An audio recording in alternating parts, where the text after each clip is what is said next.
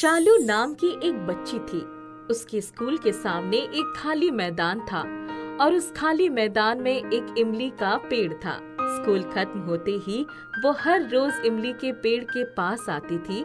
कुछ इमलियां गिरी हुई होती थी, उन्हें उठाकर खाने लगती थी और थोड़े इमली अपने पास रख लेती थी। स्कूल से लौटते वक्त उसे एक बूढ़े बाबा भीख मांगते हुए दिखते हैं। बाबा, मेरे पास पैसे तो नहीं है, मेरे पास इमली है, मैं ये हर रोज आपको दे सकती हूँ। शालू हर रोज बाबा के कटोरे में इमली रखकर चली जाया करती थी। कुछ सालों बाद शालू की स्कूल की पढ़ाई खत्म हो जाती है और वो स्कूल छोड़ देती है। अब वो बाहर पढ़ने के लिए जाने वाली थी। बाहर जाने से पहले एक दिन वो वापस बाबा के पास आती है।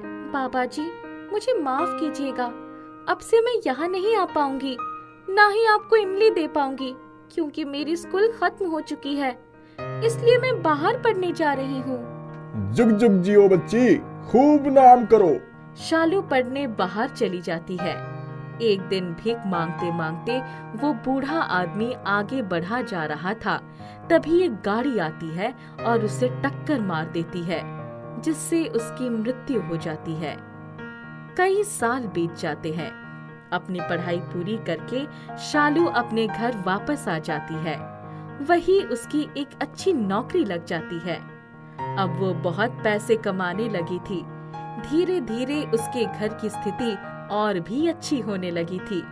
शालू अपने पैसे से घर वालों की सभी जरूरत पूरी किया करती थी और छोटी छोटी जिद भी शालू सबकी पूरी किया करती थी। एक दिन शालू की माँ उससे कहती है, शालू बेटा, मैं बहुत दिनों से तुझसे एक बात कहना चाह रही थी। हाँ माँ, बोलिए, क्या बात कहना चाह रही हो आप? बेटा, तेरी उम्र शादी की हो गई है, तुझे अब शादी कर लेना चाहिए। माँ, अगर मैं चली जाऊंगी तो आप लोग कैसे रह पाओगे? अरे बेटा, हमारा चिंता क्यों करती है? तू अपनी सोच, अब तुझे अपना घर बसा लेना चाहिए। तू पढ़ने गई थी, तब भी तो हम रहते थे, वैसे ही आगे भी रह लेंगे। अब अपने लिए तुझे हमेशा के लिए अपने पास तो नहीं रख सकते। कल ही मैं कुछ लड़कों की तस्वीरें तुझे दिखाती हूँ। कल होकर शालू की माँ कुछ लड़कों की तस्वीरें शालू को दिखाती है। लड़कों से मिलते जुलते अंत में सभी को एक शुभम नाम का लड़का पसंद आ जाता है। कुछ महीनों बाद शुभम और शालू की शादी हो जाती है। शादी करके शालू अपने ससुराल आती है। ससुराल में कोई भी उसे पसंद नहीं करता था। उसकी ननद तो सीधी मुंह बात भी नहीं करती थी और उसकी सास हमेशा उसे ताना सुनाया करती थी। घर के सारे काम भी करवाया करती थी, उसके बावजूद भी डांटा करती थी। कैसे लोग हैं यहाँ, कुछ भी कर दो, इन लोगों को कदर ही नहीं, सभी को सिर्फ अपनी ही पड़ी है। इससे अच्छा तो मैं अपने घर में ही रह रही होती। कुछ महीने तक ये सब सहने के बाद शालू सोच लेती है कि अब वो ये बात अपने पति को बता कर रहेगी। एक दिन शालू अपने पति को सारी सच्चाई बताती है। इस घर में कोई भी मुझसे अच्छा व्यवहार नहीं करता, कोई मुझे पसंद नहीं करता। सासू माँ हर वक्त मुझे ताने मारती रहती है और घर का सारा काम करवाने के बाद भी मुझे सुनाती है। आप ही बताइए, ऐसे में मैं कैसे रह सकती हूँ? अरे शालू, कैसी बातें करती हो? मेरी माँ और बहन बहुत अच्छी हैं, वो कभी ऐसा नहीं कर सकती। हाँ, तुम नहीं हो तो कुछ समय तो लगता ही है सबके साथ घुलने मिलने के लिए। अच्छा, इसका मतलब आपको भी मेरी बातों पर भरोसा नहीं है। कोई बात नहीं, अब से मैं आपसे भी कुछ नहीं बोलने वाली। शादी के 1 साल बीत जाते हैं। तभी सालू की सास उसे पौते के लिए ताना मारना शुरू कर देती है। देख शालू, मुझे एक पौता चाहिए, इतना समय हो गया, अब तक तुझे कोई बच्चा नहीं हुआ। सासू माँ कैसी बातें कर रही हैं? अभी तो सिर्फ 1 ही साल हुआ है। मैं कुछ नहीं सुनना चाहती, मुझे तो एक पौता चाहिए। मैं तो ये बात शुभम से भी कहने वाली हूँ। शालू की सास शुभम से भी एक पौते देने की जिद करने लगती है। एक दिन शुभम शालू से कहता है, चलो शालू, माँ की ये जिद पूरी कर ही देते हैं। कल ही चलकर एक अच्छे डॉक्टर से बात कर लेते हैं। जैसी आपकी मर्जी। अगले दिन वो डॉक्टर से बातचीत करने जाते हैं। डॉक्टर शालू की जांच करते हैं और 2 दिन बाद रिपोर्ट लेकर जाने की बात कहते हैं। 2 दिन बाद शुभम डॉक्टर से रिपोर्ट लेने जाता है तो डॉक्टर उसे बोलते हैं कि कुछ दिक्कतों की वजह से शालू कभी माँ नहीं बन सकती। ये सुन शुभम को बहुत बड़ा झटका लगता है। वो रिपोर्ट लेकर घर आता है और सभी को सच्चाई बताता है। सच सुनते ही शुभम की माँ और बहन शालू को बहुत गंदी गंदी बातें बोलने लगती हैं। माँ, इसमें इसकी क्या गलती है? हम बच्चा गोद भी तो ले सकते हैं। आप इसे क्यों सुना रही हैं? छी शुभम, तुम कैसी बातें कर रहे हो? जरा सोच समझकर बोलो। अगर ये बच्चा नहीं दे सकती तो कोई बात नहीं, हम तेरी दूसरी शादी करवाएंगे। तू चिंता मत कर। शुभम शालू से बहुत प्यार करता था। माँ की ये बात उसे जरा भी पसंद नहीं आती है। माँ, आप ये क्या बोल रही हैं? मैं कभी किसी और लड़की से शादी नहीं करूंगा और हमेशा शालू के साथ ही रहूंगा। शालू की सास हर रोज शालू को ताने मारने लगती है, कड़वी कड़वी बातें बोलने लगती है। एक दिन शुभम खुद अपने कानों से सारी चीजें सुन लेता है। माँ, अगर आपको शालू से इतनी ही दिक्कत है तो ठीक है, मैं इसे लेकर ये घर छोड़कर चला जाता हूँ। शुभम शालू को साथ लेकर वो घर छोड़कर चला जाता है और दूसरा घर लेकर रहने लगता है। शालू इस बात को जानकर बहुत दुखी थी कि वो कभी माँ नहीं बन पाएगी और वो हर वक्त इसी चिंता में रहती थी। हर रोज भगवान से यही प्रार्थना करती थी कि वो माँ बन जाए। एक रात शालू को सपने में एक पेड़ आता है और उससे कहता है, आओ शालू, मेरे पास आओ। कुछ दिनों तक लगातार शालू के सपने में वो पेड़ आया करता था और उसे अपने पास बुलाया करता था। एक दिन शालू सोचती है, आखिर ये कौन सा पेड़ है जो मुझे बुला रहा है? मेरी जिंदगी में कौन सी ऐसी पेड़ थी जिससे मैं बहुत जुड़ी हुई थी? तभी शालू को उसकी स्कूल के सामने वाली इमली की पेड़ याद आ जाती है। शालू अपने स्कूल के पास वाली मैदान में आती है और इमली की पेड़ के पास जाती है। क्या तुम ही मुझे बुला रहे थे? हाँ शालू, मैं ही तुम्हें बुला रहा था। मैं तुम्हारी समस्या दूर करना चाहता हूँ। तुम्हें याद है, तुम हर रोज एक बाबा को इमली दिया करती थी।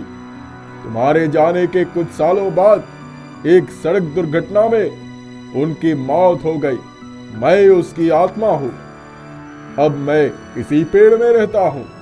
ये सब सुन शालू चौंक जाती है। बाबा जी, प्रणाम।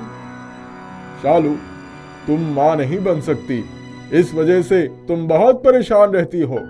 मैं ये जानता हूँ, इसीलिए मैं तुम्हारी मदद करना चाहता हूँ। मगर वो कैसे? इस पेड़ से एक इमली तोड़ लो। शालू उस पेड़ से एक इमली तोड़ लेती है। ये एक जादुई इमली है। तुम इस इमली को खाओ, देखना जरूर माँ बन जाओगी। शालू वो इमली को खाती है और पेड़ को प्रणाम कर चली जाती है। कुछ ही महीनों बाद शालू को खुशखबरी मिलती है कि वो माँ बनने वाली है। ये सुन शुभम और शालू बहुत खुश होते हैं। धन्यवाद बाबा जी, ये सब आपकी दी हुई जादुई इमली का कमाल है। शालू को एक प्यारी सी बेटी होती है। अब शुभम और शालू खुशी खुशी अपनी बेटी के साथ रहने लगते हैं। नागप्पन अपने माँ पिता के साथ रहता था। उसकी पत्नी का नाम तेजश्री था और उसके 2 छोटे छोटे बेटे भी थे। नागप्पन का परिवार बहुत बड़ा था, जिसमें उसके भाई और उनके बच्चे भी थे। सभी मिलजुल कर रहते थे। एक दिन नागप्पन का बड़ा भाई चिदम्बरम थोड़े पैसे लेकर आता है और कहता है, अरे नागप्पन, जरा इधर तो आना। जी भैया, बोलिए क्या बात है? मैंने नारियल के पेड़ों से नारियल तोड़कर बेच दिया है। ये लो तुम्हारे हिस्से का पैसा। क्या? ये क्या कह रहे हैं आप भैया? क्या आपने सच में मेरे हिस्से के पेड़ के भी नारियल तोड़कर बेच दिए? आज क्या हो गया है तुझे? भैया, ये क्या कर दिया आपने? आप सिर्फ अपने हिस्से के पेड़ की नारियल बेचते तो आपका क्या चला जाता? आपने मेरे हिस्से के नारियल क्यों बेचे? अरे नागप्पन, बात को समझ। अगर उन्हें बेचता नहीं तो वो सब बर्बाद हो जाते। भैया, ये आपने बहुत बुरा किया। मैंने कल ही एक व्यापारी से नारियल ले जाने की बात कही थी। वो व्यापारी शहर से आया था। वो व्यापारी मुझे ढेर सारे पैसे देने वाला था। जरा दिखाइए तो आपको कितने पैसे मिले हैं। चिदम्बरम अपने हाथ आगे करता है। हे भगवान, इतने कम पैसे! आपको पता है आज आपने कितना नुकसान करवा दिया मेरा। इतना कहकर नागप्पन गुस्से में सारे पैसे वहीं फेंक कर चला जाता है और जाता जाता चिदम्बरम से कहता है, आगे से आप अपनी चीजों पर ध्यान दे तो अच्छा रहेगा। मैं काफी हूँ खुद को संभालने के लिए। ये सुन चिदम्बरम बहुत दुखी हो जाता है। कैसी बातें कर रहा है नागप्पन, मैं कभी उसकी बुराई नहीं चाहूंगा। वो मेरा छोटा भाई है। बचपन से अब तक मैंने उसे बहुत माना है और आगे भी वही करता रहूंगा। नागप्पन गुस्से में आकर अपनी पत्नी तेजश्री से कहता है, सुनो, कोई जरूरत नहीं भैया से बात करने की। उनकी परिवार वालों से भी बात नहीं करना और ना ही बच्चों को उधर भेजना है। क्यों जी, ऐसा क्या हो गया? नागप्पन सारी बातें तेजश्री को बताता है। अरे आप इतनी छोटी सी बात के लिए भैया से गुस्सा हो गए, ये भी कोई बात हुई? ठीक है, तुम्हें भी अगर जाना है तो जाकर रहो उन लोगों के साथ, फिर मुझसे बात करने मत आओ। हटो, मुझे जाने दो यहाँ से। नागप्पन गुस्से में घर से निकल जाता है। चिदम्बरम नागप्पन को देखता है मगर कुछ भी नहीं कहता। नागप्पन और चिदम्बरम के पिताजी तक ये बात पहुंचती है और दोनों बेटों के बीच झगड़ा देख उनके पिताजी बहुत दुखी होते हैं। नागप्पन, चिदम्बरम, दोनों मेरे पास आओ। हर साल उनके पिताजी उन्हें अपने हिस्से के बिके नारियल से जो पैसे मिलते थे उनमें से थोड़ा थोड़ा धन दोनों को देते थे। अरे सुना है तुम लोगों ने आपस में लड़ाई कर ली है। पिताजी, वो सब बात हम बाद में करेंगे। क्या आप ये बता सकते हैं कि आपने हमें बुलाया क्यों है? हाँ, मेरे हिस्से के नारियल बिके हैं तो तुम दोनों को कुछ कुछ पैसे दे देता हूँ। उनके पिताजी उन्हें पैसे दे देते हैं। पिताजी, आपने मुझे कम पैसे दिए हैं और भैया को ज्यादा। अरे बेटा, चिदम्बरम तुझसे बड़ा है तो इसीलिए उसे थोड़े ज्यादा पैसे दे दिया और हर साल तो यही होता है। आज कुछ नया तो नहीं। एक काम कीजिए, ये भी आप उन्हें ही दे दीजिए। नागप्पन को पहले इस बात का बुरा नहीं लगता था, लेकिन इस बार उसने अपनी भाई से लड़ाई की हुई थी, इसलिए उसे इस बात का भी बुरा लग जाता है। अब नागप्पन बहुत छोटी छोटी चीजों पर ध्यान देने लगता है तो उसे ऐसे लगने लगता है उसे चिदम्बरम के मुकाबले सभी चीजें कम मिल रही और सभी सिर्फ चिदम्बरम की ही चिंता करते हैं। एक दिन नागप्पन अपना सारा सामान बांध लेता है और अपनी पत्नी और बच्चों को साथ लेकर घर छोड़ने की बात सोच लेता है। अब मैं यहाँ एक पल भी नहीं रहूंगा। मुझे यहाँ नहीं रहना है। मैं अभी के अभी ये घर छोड़कर जा रहा हूँ। ये तो क्या कह रहा है नागप्पन? आप तो चुप ही रहिए। ये सब आपकी वजह से ही हो रहा है। आप सभी खुशी खुशी रहिए। हम चलते हैं। नागप्पन घर छोड़कर अपने परिवार के साथ निकल जाता है। ये देख चिदम्बरम बहुत दुखी होता है। नागप्पन अपनी पत्नी और बच्चों को लेकर एक कुटिया में आता है। अब से हम सब यहीं रहने वाले हैं और कोई जरूरत नहीं कभी उन लोगों के पास जाने की। मैं काम ढूंढने जा रहा हूँ। कोई काम मिल जाए तो पैसे लेकर आता हूँ। नागप्पन काम ढूंढने लगता है मगर कहीं उसे काम नहीं मिल रहा था। बहुत ढूंढने पर एक छोटा सा काम उसे मिला। उस काम से जितने पैसे मिले वो अपनी पत्नी को ले जाकर देता है। इससे ज्यादा पैसे तो हम अपने पेड़ से नारियल तोड़ने वाले को दिया करते थे। पता नहीं क्या होगा इसमें। जो भी होगा इसी में ही करना है। वो सभी बहुत गरीबी में जीने लगे थे मगर अभी भी नागप्पन वापस घर जाना नहीं चाह रहा था। एक दिन नागप्पन काम ढूंढने बाहर गया हुआ था और नागप्पन के छोटे बेटे की तबीयत बहुत खराब थी। उसे तेज बुखार था। तेजश्री रोती रोती नागप्पन को ढूंढने जाती है और तभी रास्ते में वो चिदम्बरम से टकरा जाती है। क्या हुआ तेजश्री, तुम इस तरह? तेजश्री सारी बातें चिदम्बरम को बताती है। चिदम्बरम तुरंत मुन्ना को लेकर अस्पताल जाता है, उसका इलाज करवाता है। तेजश्री, नागप्पन को ये मत बताना नहीं तो वो बहुत गुस्सा होगा। तेजश्री मुन्ना को लेकर घर आ जाती है और जब नागप्पन घर आता है तब तेजश्री पूरी बात नागप्पन को बताती है। मुन्ने का इलाज किसने करवाया? मैं खुद मुन्ने को लेकर गई थी। कुछ दिनों बाद नागप्पन से 2 वक्त के भोजन के लिए भी पैसा नहीं जुट पा रहा था। जिस कुटिया में वो रह रहे थे वहाँ से भी उन्हें निकाल दिया जाता है और वहाँ नई मकान बनने लगती है। अब हम कहाँ जाएंगे? चिंता न कीजिए, मेरी सहेली यहीं रहती है, मैं उससे बात करती हूँ। तेजश्री की सहेली के पास एक बहुत पुराना खाली घर पड़ा था। उसी घर के आगे नारियल के बहुत सारे पेड़ भी थे। सुनिए जी, मैंने अपनी सहेली से बात कर लिया है। उसने कहा है हम उसके पुराने घर में रह सकते हैं और उसके घर के आगे लगे नारियल के पेड़ से नारियल तोड़कर बेच भी सकते हैं और अपना गुजारा कर सकते हैं। वो सभी वहीं आकर रहने लगे और नागप्पन वहीं पास से नारियल तोड़कर बेचने लगा और उससे ही पैसे कमाने लगा। वहाँ का नजारा देख नागप्पन को उसके बचपन की याद आने लगी। कैसे वो और उसका भाई चिदम्बरम साथ साथ पेड़ पर चढ़ा करते थे, नारियल तोड़ा करते थे और पूरे दिन मस्ती करते थे। तेजश्री, मैं जा रहा हूँ बाहर, नारियल बेचकर आता हूँ। जब नागप्पन बाहर नारियल बेच रहा था तब वो देखता है एक आदमी नीचे गिर जाता है। तभी उसका भाई दौड़ा दौड़ा वहाँ आकर उसे संभालता है। अरे भैया देखो ना, इतनी जोर से चोट लग गई कि खून भी बह रही है। अरे भाई तू फिक्र क्यों करता है, तेरा बड़ा भाई तो साथ है, तुझे कुछ भी नहीं होगा, आजा मेरे पास, उठ। ये देख नागप्पन की आंखें नम हो जाती है।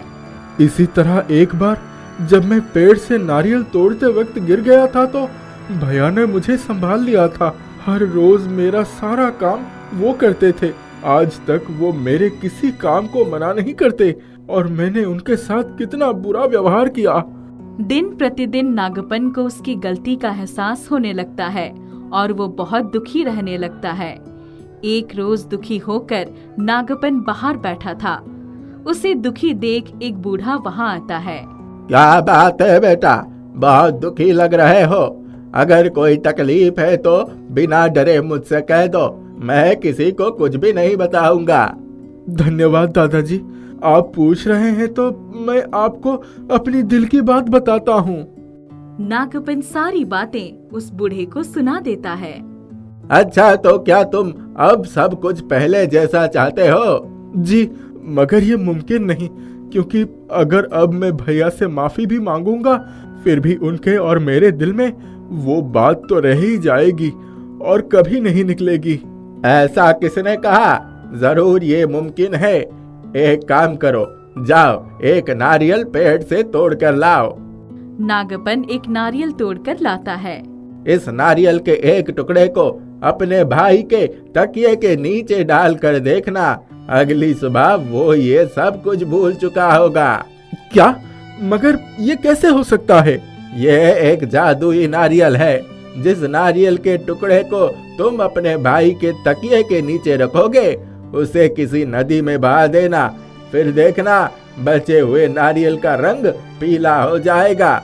उसी बचे हुए पीले रंग के नारियल का एक टुकड़ा निकालना, उसमें से थोड़ा तुम खाना और अपना जूठा ही अपने भाई को खिलाना। उसके बाद तुम दोनों सब कुछ भूल जाओगे। आखिर तुम दोनों के बीच लड़ाई क्यों हुई थी?